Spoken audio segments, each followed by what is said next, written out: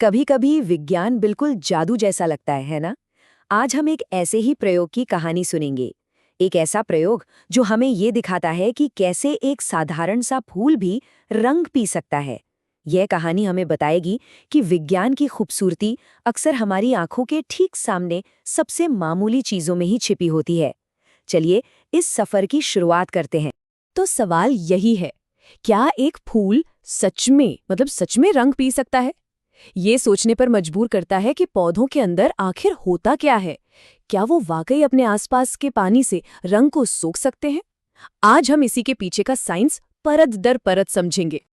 और इस पूरी प्रक्रिया को समझने के लिए चलिए एक क्लासरूम में चलते हैं।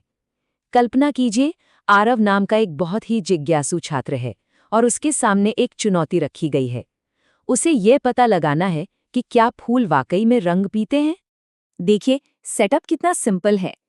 एक छात्र है आरव, उसके पास है एक सफेद फूल, एक गिलास जिसमें गहरा नीला पानी है, और हाँ, उसके मन में है एक बड़ा सा शक। शुरुआत में तो ये आइडिया थोड़ा अजीब लगता है ना। आरव का मानना था कि फूल तो सिर्फ पानी सोखते हैं, पानी में घुले हुए रंग को भला कैसे सोखेंगे? और ये सोचना गलत भी नहीं है। आखिरकार हम यही तो जानते हैं कि पौधे पानी को फिल्टर करते हैं। और पता है, शुरुआत में ऐसा ही लगा कि आरव सही है।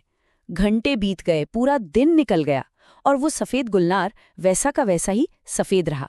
कोई बदलाव नहीं। ऐसा लगने लगा था कि शायद ये प्रयोग काम नहीं करेगा।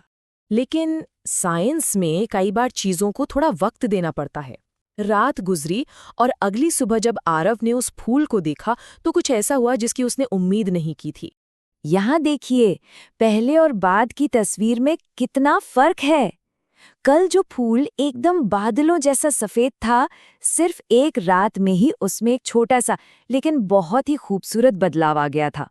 फूल की पंखुड़ियों के बाहरी किनारों पर नीले रंग की हल्की हल्की धारियां दिखने लगी थी। ये एक पक्का सबूत था कि रंगीन पानी सिर्फ सोखा ही नहीं गया, बल्कि वो पौधे के सबसे ऊपर के हिस्सों तक पहुंच चुका था। अब ये बिल्कुल साफ था, फूल ने सच में नीला पानी पी लिया था। पर इस ऑब्जर्वेशन से एक बहुत जरूरी सवाल खड़ा हुआ, आखिर ये हुआ कैसे? इस बात को पक्का करने के लिए आरव ने यही प्रयोग लाल पानी के साथ दोहराया, और नतीजा बिल्कुल वही। कुछ घंटों के बाद सफेद पंखुड़ियों पर हल्का गुलाबी रंग चढ़ गया। मतलब ये कोई तुक्का नहीं था, ये एक ऐसी प्रक्रिया थी जो बार बार हो रही थी। तो अब ये तो साबित हो गया था कि फूल रंग सोख रहे थे। अगला सवाल था कैसे, और यहीं से कहानी ऑब्जर्वेशन से साइंटिफिक एक्सप्लेनेशन की तरफ मुड़ती है। उस जादू के पीछे का साइंस क्या है? और फिर आरव को समझ आया, ये सारा खेल तने का है। पौधे का तना एक ट्रांसपोर्ट सिस्टम की तरह काम कर रहा था। वो पानी को नीचे से ऊपर की तरफ ग्रेविटी के खिलाफ खींच रहा था। इस कमाल की प्रक्रिया के पीछे का जो साइंटिफिक प्रिंसिपल है, उसे कहते हैं केशिका क्रिया या कैपिलरी एक्शन। ये फिजिक्स का एक नियम है जिसके तहत कोई भी तरल पदार्थ बिना किसी बाहरी मदद के पतली पतली नलियों में ऊपर की तरफ चढ़ता है। ऐसा इसलिए होता है क्योंकि पानी के मॉलिक्यूल्स एक दूसरे से और नली की दीवारों से चिपकते हैं। अच्छा, इस मुश्किल आइडिया को एक बहुत ही आसान तरीके से समझते हैं। सोचिए कि पौधे के तने के अंदर, जिसे जाइलम कहते हैं, हजारों लाखों अदृश्य मतलब इनविजिबल और बहुत ही बारीक स्ट्रॉ हैं, और ये सारे स्ट्रॉ मिलकर चुपचाप पानी को ऊपर की ओर खींच रहे हैं। तो ये कैपिलरी एक्शन असल में काम कैसे करता है? चलिए इसे 3 आसान स्टेप्स में तोड़कर देखते हैं कि कैसे पानी ग्रेविटी को हराकर फूल की पंखुड़ियों तक पहुंच जाता है। तो देखिए, सबसे पहले तने के अंदर की वो पतली पतली नलियां पानी को सोखना शुरू करती हैं।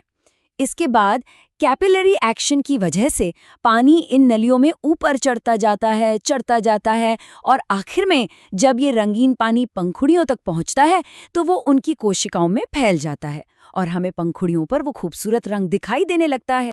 ये जो छोटा सा प्रयोग है, ये सिर्फ एक फूल के रंग बदलने की कहानी नहीं है। ये हमें प्रकृति के उन कॉम्प्लेक्स सिस्टम्स को समझने का एक नया नजरिया देता है जो अक्सर हमारी नजरों से छिपे रहते हैं। और सोचिए, जब यही प्रयोग कई अलग अलग रंगों के साथ किया गया तो क्या कमाल का नजारा था। मेज पर मानो एक छोटा सा इंद्रधनुषी बगीचा सज गया था। हर फूल इस बात का जीता जागता सबूत था कि कैसे फिजिक्स के नियम बायोलॉजी को चला रहे हैं। और यही इस कहानी का सबसे बड़ा टेकअवे है। प्रकृति में जो चीजें हमें बहुत साधारण लगती हैं, उनके पीछे भी बहुत पावरफुल साइंटिफिक प्रिंसिपल्स काम कर रहे होते हैं। अब किसी पौधे को पानी देना सिर्फ एक काम नहीं है, बल्कि वो कैपिलरी एक्शन का एक लाइव डेमोन्स्ट्रेशन है। और ये हमें एक बड़े सवाल के साथ छोड़ जाता है। हमारे आसपास रोजमर्रा की जिंदगी में ऐसी कितनी चीजें हैं जो ऐसे ही छिपे हुए साइंटिफिक प्रिंसिपल्स पर चलती हैं, जैसे जब कोई टिश्यू पेपर पानी सोखता है या दिए में तेल बाती के सहारे ऊपर चढ़ता है। ये सब कैपिलरी एक्शन के ही तो उदाहरण हैं। सोचने वाली बात है ना।